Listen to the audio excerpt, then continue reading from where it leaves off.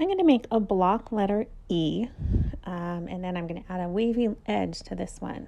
So I'm starting out with a yellow marker, and I'm making a nice big letter E, capital E.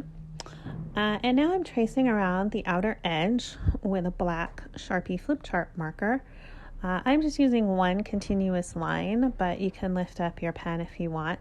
I like to use one line because then it's just smoother for me. If it works better for you to lift up your marker, that's fine. Just be careful that you don't let your pen sit in any one spot too long, otherwise you'll end up with a big glop of ink. And if you let it sit way too long, you can end up with a hole. So you want to avoid that.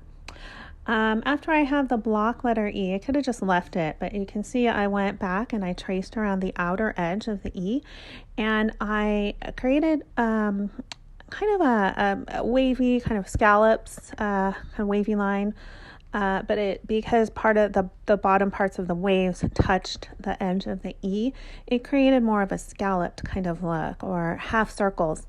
And in this one, I started out kind of alternating big and small sort of waves or scallops or circles, whatever you want to call them. And I didn't stick with it through all of it. It doesn't really matter.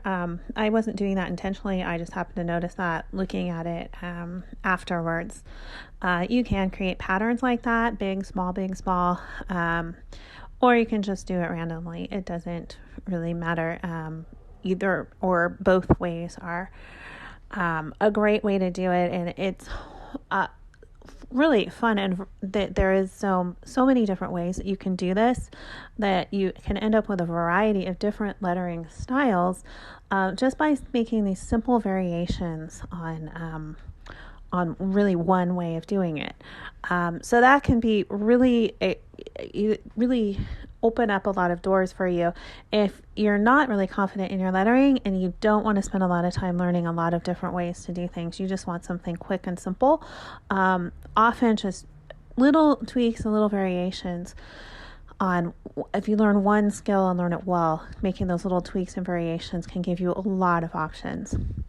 So now as you can see, I've been coloring in the kind of the half circles that were formed after making those wavy lines. And on this one, those bumps of the wavy line ended up on the outside edge of the letter. And I was consistent with that throughout the letter. That was intentional on my part. You can also do them on the inside. It'll just give it a little bit different look. You may want to do that if you want the outer edges of your letters to be a little, or I should say, you want to keep them like clean and simple. Again, it's just another variation that you can do to switch up your letter style using the same basic skill. So it's really up to your creativity once you learn and practice this skill. So now I'm just adding a couple little lines and dots to give it a little more depth.